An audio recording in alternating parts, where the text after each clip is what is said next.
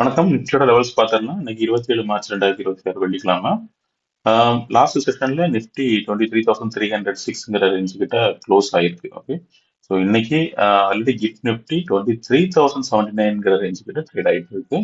ஆஹ் இந்த ரேஞ்சு கிட்ட 23,098ங்கிற ரேஞ்சில் ஒரு சப்போர்ட் இருக்கு. பட் ஆனால் நிஃப்டிக்கு கீழே கிஃப்ட் நிஃப்டிக்கு கீழே ட்ரேட் ஆயிட்டு இருக்கு. ஓகே, 23,079ங்கிற ரேஞ்சில். ஸோ ஒருவேளை நிஃப்டியும் இந்த ரேஞ்சு கிட்ட ஓப்பன் ஆகலாம். 23,000 ரேஞ்சுக்கு பக்கமா ஓப்பன் ஆகலாம்.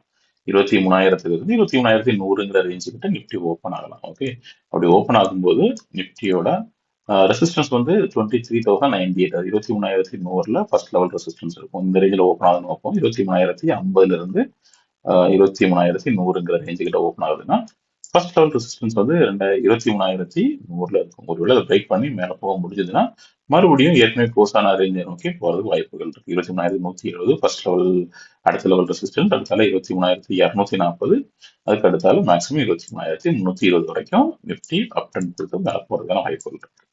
ஸோ டவுன் சைட்ல இதுல இருந்து 23,000ல இருந்து 23,000 பிரேக் பண்ண பட்சத்துல 23,000 ஸ்ட்ராங்கான சப்போர்ட். அது பிரேக் பண்ண பட்சத்துல தொடர்ந்து டவுன் ட்ரெண்ட் கொடுத்து ஃபர்ஸ்ட் லெவலா 22,900 ரேஞ்ச், 890, 22,890 அதையும் பிரேக் பண்ணிச்சுன்னா அடுத்த ஸ்ட்ராங்கான சப்போர்ட் 22,800ல இருக்கு.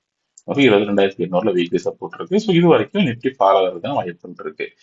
இப்போதைக்கு ஜியோ பொலிட்டிக்கல் எல்லாமே மிக்ஸ்டாவும் அதிகமா நெகட்டிவா தான் இருக்கு. ஸோ மேக்ஸிமம் நிஃப்டி பேரிஷா இருக்கிறதுக்கான வாய்ப்புகள் ஜாஸ்தியாகவே இருக்கு. கேப் டவுன் ஓப்பனிங் தான் இருக்குது. ஸோ பேரிஷா இருக்கிறதுக்கான வாய்ப்புகள் இருக்கு. தொடர்ந்து டவுன் ட்ரெண்ட் வரும் பட்சத்தில் என்னோட டார்கெட் 22,800 வரைக்கும் இருக்கிறதுக்கான வாய்ப்புகள் இருக்கு. ஓகே, ஸோ லைவ் மார்க்கெட்ல நிஃப்டியோட டைரக்ஷன்ஸும் அப்டேட்டும் டெலிகிராம் சேனல்ல போஸ்ட் பண்றேன். அதோட லிங்க் டிஸ்கிரிப்ஷன்ல இருக்கு, ஜாயின் பண்ணிக்கோங்க. யூடியூப் சப்ஸ்கிரைப் பண்ணிக்கோங்க. தேங்க்யூ.